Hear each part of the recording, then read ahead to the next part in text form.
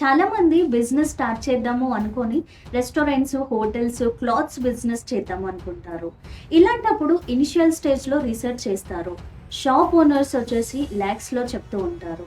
ఇలా కాకుండా ఎలాంటి జాగ్రత్తలు పాటించాలో ఈరోజు వీడియోలో తెలుసుకుందాం. అది చెప్పడానికే ఈరోజు మనతో ఉన్నారు సతీష్ గారు.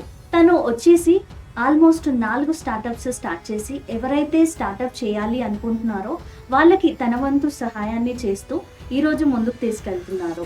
హాయ్ సతీష్ గారు. హలో అండి. సతీష్ గారు చెప్పండి, అంటే బిజినెస్ స్టార్ట్ చేద్దాము అనుకున్నప్పుడు రీసెర్చ్ చేస్తూ ఉంటారు అండ్ షాప్ ఓనర్స్ వచ్చేసి ల్యాక్స్ అంతా ఇంత అని చెప్తూ ఉంటారు. ఇది ఎంతవరకే కరెక్ట్ అంటారు? యాక్చువల్గా ఈ రోజుల్లో అయితే ల్యాండ్ లార్డ్స్కి, ఎవరైతే షాప్ ఓనర్స్ ఉన్నారో వాళ్ళకి గ్రీడ్ అనేది చాలా దారుణంగా పెరిగిపోయింది. అసలు టూలెట్ అని బోర్డు కనిపిస్తే ఒక ఫోన్ చేసామంటే భయం వేస్తుంది, చేతులు వణుకుతున్నాయి ఫోన్ చేయాలంటే. చాలామందికి అంటే ఎంత చెప్తారో అని రెంట్, షాప్తో సంబంధం లేకుండా, ఎక్కడుందనే సంబంధం లేకుండా 50,000, 60,000, 70,000, ₹1,00,000 అంతెందుకు. నేను రీసెంట్గానే KPHP మెట్రో పక్కన ఒక షాప్ అడిగాను. నేను క్యాజువల్గా అడిగా, టూలెట్ కనిపిస్తే ఫోన్ చేసి 15x15 సైజు ఉంటుంది, అంతే కదా, సైజు కూడా కాదు. ఫోన్ చేసి అడిగితే 2,00,000 రెంట్ చెప్పాడు, అడ్వాన్స్ 20,00,000 చెప్పాడు. అంటే అంత అమౌంట్ పెట్టి ఏం బిజినెస్ పెట్టాలనేది నాకే అర్థం కాదు. ఒకసారి షాక్లో ఉన్నాను నేను కూడా. సో ఇంతంత రెంట్లు అది చెప్తుంటే నాకే భయం వేసింది యాక్చువల్గా. అంటే ఇంకేం బిజినెస్లు చేయగలుగుతారు, ఎవరు మాత్రం ఏం షాపులు పెట్టగలుగుతారు, అంటే ఈ షాప్ ఓనర్కి రెంట్ ఇవ్వడం కోసం మనం బిజినెస్ పెడుతున్నామా ఏంటి అని చాలా డౌట్లు వచ్చాయి. సో యాక్చువల్గా నన్ను అడిగితే డైరెక్ట్ షాప్కి వెళ్ళిపోకుండా, షాప్ రెంటల్స్కి వెళ్ళిపోకుండా డైరెక్ట్గా ఫస్ట్ మన బిజినెస్ మోడల్ చెక్ చేసుకోవాలి. మనం అసలు మన బిజినెస్ మోడల్ కరెక్ట్ ఉందా లేదా, మన టార్గెట్ కస్టమర్స్ ఎవరు, మన టార్గెట్ కస్టమర్స్ ఎక్కడ ఉంటారు, వాళ్ళ బిహేవియరల్ ప్యాటర్న్స్ ఏంటి, వాళ్ళ బయింగ్ హ్యాబిట్స్ ఏంటి, ఫస్ట్ మనం ఇవి డీకోడ్ చేయాలి. చిన్న రీసెర్చ్ అనేది కూడా చేయకుండా పెట్టేస్తే అలా డైరెక్ట్గా. సో మన ప్రోడక్ట్ ప్రైజింగ్ ఏంటి, మన సో అలాంటి కస్టమర్స్ ఏ ఏరియాలో ఉన్నారు, అక్కడ షాప్ పెడితే రెంటల్స్ ఎలా ఉంటాయి, శాలరీస్ ఎలా ఉంటాయి, మంత్లీ ఎక్స్పెన్సెస్ ఎలా ఉంటాయి, దానికి తగ్గట్టుగా మన ప్రోడక్ట్ ప్రైజింగ్ ఎలా పెట్టుకోవాలి, అంత ప్రైస్ పెట్టి కస్టమర్స్ తీసుకుంటారా లేదా, ఇవన్నీ ఫస్ట్ మనం రీసెర్చ్ చేయాల్సి ఉంటుంది.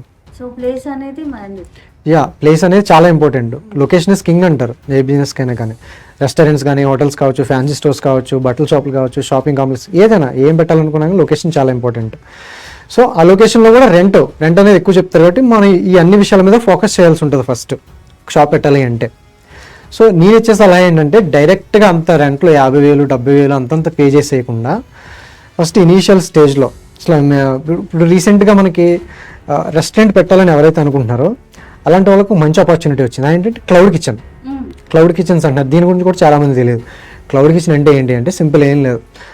మన రెస్టారెంట్లో ఏం చేస్తాం, ఒక పెద్ద షాప్ తీసుకుని దాంట్లో కిచెన్ పెట్టి, స్టాఫ్ని పెట్టి, మళ్ళీ డైనింగ్ పెట్టి, టేబుల్ చేసి ఇన్ని చేస్తాం. క్లౌడ్ కిచెన్ అంటే ఏం చేయాల్సిన అవసరం లేదు. అది మెయిన్ రోడ్లోనే ఉండాలన్న పని లేదు. సిటీలో ఏ మూలైనా పెట్టచ్చు. ఎక్కడి వరకు ఎందుకు మన ఇంట్లోంచే స్టార్ట్ చేయొచ్చు. సో ఐటమ్స్ అన్నీ మన దగ్గర మెనూ అని ఒక చిన్న మెనూ అనేది డిజైన్ చేసుకుని ఒక 10 ఐటమ్స్ అవన్నీ ప్రిపేర్ చేసుకోవడానికి ఎంత టైం పడుతుంది, ఎంత ఖర్చు అవుతుందో ముందే ప్లాన్ చేసుకుని అది మీరు ఆన్లైన్లో పెట్టేసుకోవచ్చు. డెలివరీ స్విగ్గీ, జొమాటోలో మీరు అందులో లిస్ట్ చేసుకోవచ్చు యాజ్ ఏ క్లౌడ్ కిచెన్గా. మీరు బయట షాప్ ఉండాలని లేదు. సో డైనింగ్ ఒకటే ఉండదు,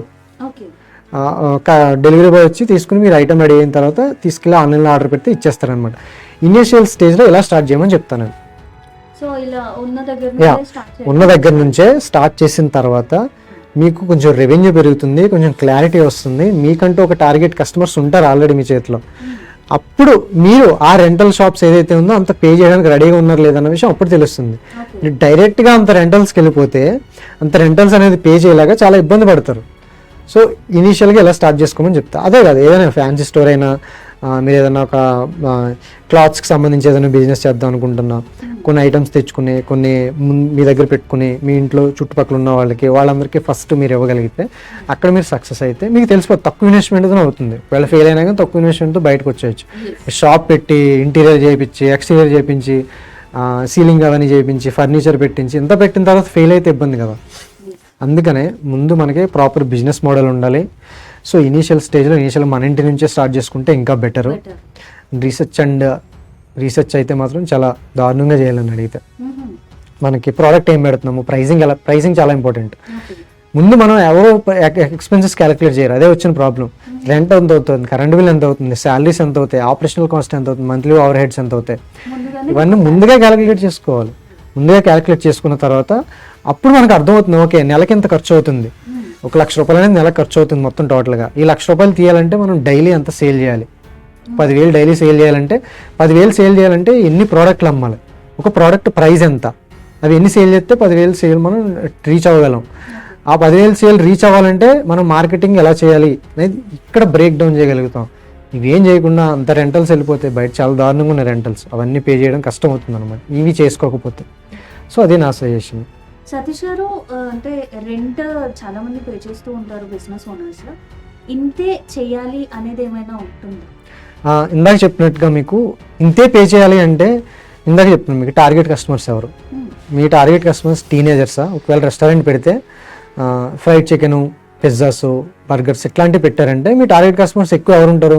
13 to 22 ఆ ఏజ్లో ఎక్కువగా ఉంటారు మీ టార్గెట్ కస్టమర్. 90% కస్టమర్స్. సో వాళ్ళు ఎక్కడ ఉంటారు? వాళ్ళ ఏరియాలో ఉంటారు. అలాంటి ఏరియా చూసుకుని అక్కడ మీరు ఆ షాప్ అనేది పెట్టాలి.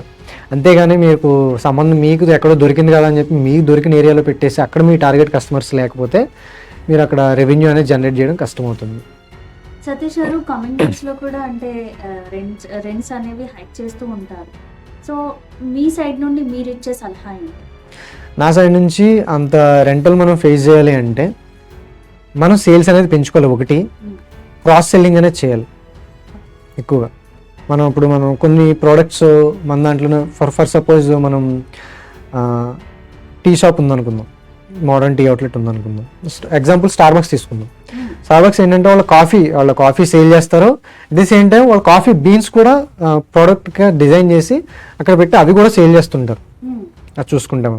సో అలాగా ఇంకా డిఫరెంట్గా మనం ఏం సేల్ చేయగలుగుతాం అంటే ఎక్స్ట్రాగా ఇంకేం సేల్ చేయగలుగుతాం? మన దగ్గర ఉన్న ప్రోడక్ట్స్నే దాన్ని బ్రాండెడ్ కింద కన్వర్ట్ చేసి ప్యాకెట్ల కింద చేసి అక్కడ మన అవుట్లెట్లో సేల్ చేయగలం. అంటే ఎవ్రీ ఇయర్ మనం ఒక 10% అనేది ప్రైజెస్ కూడా పెంచుకుంటూ వెళ్ళాలి. ఇన్ఫ్లేషన్ తగ్గట్టుగా ఈ రెంటల్కి దగ్గర అన్నీ పెరుగుతూ ఉంటాయి. సో దాంతో మనం కూడా పెంచుకుంటూ వెళ్ళాలి. అక్కడ మనకి ఇప్పుడు కస్టమర్ వచ్చినప్పుడు ఒక ఐటెం కొనేదానికి ఒక 2-3 ఐటమ్స్ ఎట్లా మనం కాంబోలాగా ప్లాన్ చేసి ఎట్లా ఇవ్వగలుగుతాము, ఒక్కొక్కటి కొంటే వాళ్ళకి బెనిఫిట్ అవుతుందా, 3 కొంటే బెనిఫిట్ అవుతుందా, ప్రైజింగ్ స్ట్రాటజీస్ కూడా ఉంటాయి. సో వీటి మీద కూడా ఎక్కువ ఫోకస్ చేయాలి. సతీష్ గారు, చాలా చక్కటి ఇన్ఫర్మేషన్ ఇచ్చారండి. అంటే రెంటల్స్ ఈ రోజుల్లో అయితే ఎక్కువ అయ్యాయి, ఇలాంటి వాళ్ళు ఏం చేయొచ్చు అన్నది, అండ్ ప్లేసెస్ గురించి, అండ్ ఎలా పెడితే బాగుంటుంది, ఉన్న దగ్గర నుండే స్టార్ట్ చేయొచ్చు అని చాలా చక్కటి ఇన్ఫర్మేషన్ మన వ్యూవర్స్కి ఇచ్చారు. మీ సైడ్ నుండి మేము సజెషన్స్ తీసుకోవాలి అంటే అంటే ఫర్ ఎగ్జాంపుల్ ఒక పర్సన్ ఫ్రాంచైజీ అండ్ స్టార్టప్స్ చేయాలి అనుకుంటే మీ సజెషన్స్ తీసుకోవాలి అనుకుంటారు, మిమ్మల్ని ఎలా కాంటాక్ట్ అవ్వచ్చు? అదే యాక్చువల్గా ఇప్పుడు చెప్పినట్టే రెంటల్ మేము ఫ్రాంచైజీస్ అప్పుడు కూడా ఎంత రెంటల్ ఉండాలి, ఏ ఏరియాలో మీరు షాప్ చూసుకోవాలి, సో అక్కడ ఎలాంటి కస్టమర్స్ ఉండాలి, మీకు ఎంత సేల్ అవుతుంది, మీకు లొకేషన్ ఏంటి అని వాళ్ళు మాకు ఫొటోస్ అవి కూడా పంపిస్తుంటారు. చాలామంది ఫొటోస్, వీడియోస్, లొకేషన్ పంపిస్తుంటారు. అవి చూసి కూడా మేము చెప్పగలుగుతాం అనమాట.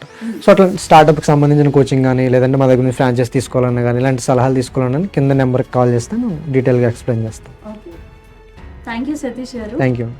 చూసారు కదా ఫ్రెండ్స్, ఇలాంటి మరిన్ని ఇంట్రెస్టింగ్ టాపిక్స్ మీరు తెలుసుకోవాలనుకుంటున్నారా? అయితే వెంటనే సబ్స్క్రైబ్ చేయండి.